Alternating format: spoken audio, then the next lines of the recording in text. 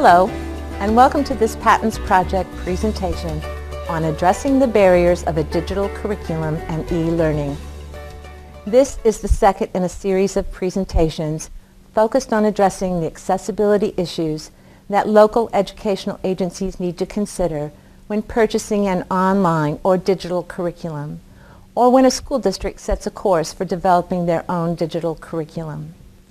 Today, we are going to listen to an interview with key personnel from Bartholomew Consolidated School Corporation, who will discuss their approach to universally designing curriculum, inclusive of digital and online educational materials. Next week, we will bring you a series of YouTube presentations by Jeff Bond, the Patent Central Regional Site Coordinator, on solutions for making your traditional or your digital curriculum accessible for students with disabilities. We also invite you to join us in an open forum discussion on the issues during the month of February. This forum discussion will occur in the Accessible Instructional Materials community on the Indiana Learning Connection website and will be moderated by Daniel McNulty, the Patents Northeast Regional Site Coordinator. So remember to tune in to the Patents YouTube channel in February for more information. But for now, let's tune into Daniel McNulty's interview with our guests from the Bartholomew Consolidated School Corporation in Columbus, Indiana, as they discuss how this one Indiana school district has approached curricular development through a universal design for learning lens. Welcome. I'm Daniel McNulty, the Patents Project Northeast Site Coordinator. In the state of Indiana, as we look toward improving education and towards textbook alternatives, we must consider barriers that accompany a digital curricula. It's my pleasure this afternoon to be here with three distinguished individuals from the Bartholomew Consolidated School Corporation. Bartholomew Consolidated originally had a couple of buildings that were part of the original UDL, or Universal Design for Learning, pilot program through the Patents Project. This was way back in 2003-2004. From those original couple of buildings in the Bartholomew Consolidated School Corporation, it has grown largely to the credit of Dr. George Van Horn into a district-wide initiative, an umbrella that everything else gets filtered through. And so it's my pleasure to introduce to you today Dr. George Van Horn, Bartholomew Consolidated School Corporation Administrator and Director of Special Education, Mike Jamerson, Director of Technology, and Libby Arthur, Social Studies Department Chair at both North High School and Northside Middle School. Welcome to all three of you, and thank you for taking time out of your busy schedules this afternoon, driving up to Indianapolis to be with us. I'd like to start with you, Dr. George Van Horn. Could you start off by elaborating a little bit on the role of UDL, or Universal Design for Learning, and how that has played in the decision-making process in the curriculum development of Bartholomew Consolidated Schools? Well, as you had indicated, we began our work with Universal Design for Learning back in 2003 with pilot site through Patents, and several other schools also became pilot sites after that. And then in working with Karen Garrity, who's the Director of Elementary Education, and Bill Jensen, who's the Director of Secondary Education, the three of us together began to move the whole idea of Universal Design for Learning forward in our district. As we worked with our high ability students and a group that advisory group to high ability students, we really felt that the principles of UDL applied to students with high abilities as well as students with disabilities, and in working at our middle schools, quickly realized that they really applied to all students, and that led to our district adopting the principles of Universal Design for Learning as our framework for all curriculum and instruction. And Dr. Van Horn, could you elaborate a little bit on some of the national spotlight that you've received as far as your work with UDL in Bartholomew Consolidated Schools? Well, Bartholomew Schools has been very lucky to do quite a bit of work with CAST, which is a national organization focused on Universal Design for Learning. Last year, BCSC hosted the first annual UDL Forum, and we were fortunate to have Tracy Hall, who is a staff member at CAST, be our keynote speaker, and while she was in Columbus also had the opportunity to visit several of our schools, and as a result of those visits she nominated us and we were selected as a UDL Spotlight school corporation nationally, and were highlighted on the National UDL website. So that was really exciting. We've also been more recently involved with having conversations with the National UDL Task Force, and have become a part of a national group that's talking with some Senate staffers to try and have the principles of universal design for learning included in the reauthorization of the Elementary Secondary Education Act. And we'll be again hosting a UDL forum this year, and David Rose, one of the co-founders of CAST, has agreed to be our keynote speaker. So we've been fortunate to have a lot of opportunities to take our work national. Excellent. And for any listeners not familiar with CAST, CAST is the Center for Applied Special Technologies. My next question is for Mike Jamerson, Director of Technology in Bartholomew. Could you explain to our listeners a little bit about what Bartholomew's digital curriculum entails?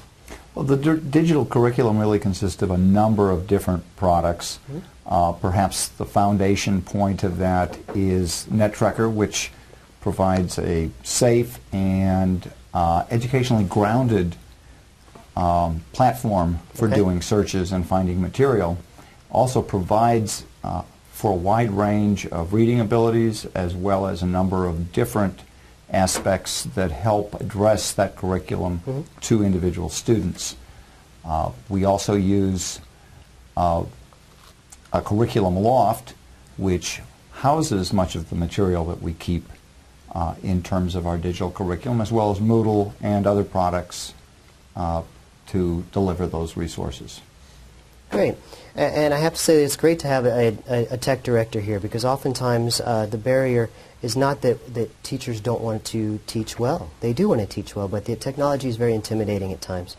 And what would you say is the single most intimidating aspect of a digital curricula to staff, and how has that changed your job, if it has? Well, I think one of the most, and I'll speak from outside the classroom and give Libby an opportunity to speak from inside the classroom, but I think one of the most intimidating pieces is the worry that the material, the digital curricula, won't be there when you need it, at which point you have to begin your tap dance.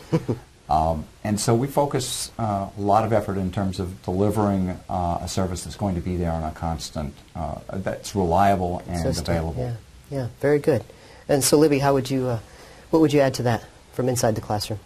I think that's probably a matter of accessibility would be a concern, but also the amount of software and technologies available have exploded, and so keeping up with it can be pretty difficult. Overwhelming. When you have 150 students that you stand in front of or work with on a day-to-day basis, and then to find time to explore and work the technologies well, so it becomes an issue of time. Absolutely. I just might add, in an effort to help teachers with kind of that feeling overwhelmed, we have been able to add 2 positions to provide some support to teachers as it relates to digital curriculum software. Dr. Louie Lord Nelson is our UDO project director, and her focus is really on going into classrooms and supporting teachers in the instructional applications, and then we have a person who focuses on the application of technology as it relates to the principals, and Kim Kennedy. So we have been able to develop classroom-based supports. Now, there's only 2 people for 17 schools, but I think what we found is that having that in-class supports does help teachers kind of overcome some fears and help them learn new resources. Sure, that's an excellent point. I'm glad you added that. So, Libby, then, to continue from that, with your experience in the classroom as a teacher and department chair for both the middle and high school social studies departments, could you be specific about some brief examples of how using digital curricula has helped you to overcome some learning barriers for students with special needs in your classes? Well, I'd like to talk a little bit about the history to begin with of how we went digital. Sure. In 2008, 2009, social studies textbook adoption in Indiana came up, and we built basically a rubric around what we were looking for. We wanted students to be able to think critically, be able to work in groups, 21st century skills, a whole host of things. And as we started assuming that the textbook was going to be where we went through textbooks and found they really did not meet our needs. So with that, social studies in all 4 secondary schools has gone totally digital. So we do not use a textbook, or we're in that transition process. Okay. So it's new to the students as well as new to the teachers. What we did then to have something in place other than a textbook, we set about what we call writing unit launchers, which is a unit lesson. We begin with an essential question, which is real world, open-ended. Okay. Of course, we have the standards attached as well. And then we basically go through all the UDL principles to make sure that we have like a laundry list of lessons that allow our students with different learning styles, as well as giving them some choice on how they will learn, as well as show that they know the material. So with that said, we do use a variety, like Mike mentioned the curriculum loft, which was developed for BCSC schools. Okay. From a local software company. And so we have uploaded all of our lessons, and you need to imagine that. So you're a student, you get on your computer, and you can bring up the curriculum loft. Every lesson plan is on it, the daily plan is on it, the graphic organizer's on it, the PowerPoint's on it, everything. So a student really has no need to leave the curriculum loft. Then we link to that NetTrucker, where we have portfolios set up by teacher, so all the materials, not all, but many of the reading assignments come from NetTrucker. So the students access their reading materials, and they can do their graphic organizer, whatever. So just so everybody has an understanding of what that looks like in the classroom. Yeah, that's great. So a couple examples would be Molly Smith Fountain, who is a 8th grade U.S. history teacher at Northside Middle School. Reports that the accessibility has really not been a problem because more and more of her students that are special ed or ESL students really enjoy the digital curricula. It used to be that when we just relied on the textbook, you had, if the student missed or didn't understand it, you had to have one other student read to another, which isn't really good use of time. Now, for example, they can go into the lab, an ESL student might read or might do a brain pop, which has subtitles. That can be in any language. As well, then another student might do a web quest. That's more of their ability level. Another student might do like a graphic organizer attached to a NetTracker article. So there's choice as well as learning styles are being met. I would also share that when students are homebound, that's always been a problem. Basically, they would probably not get a real quality assignment. So now that homebound student and teacher can access the curriculum loft and do everything. Same stuff. That was done in the classroom. And probably my favorite story actually just happened a week ago.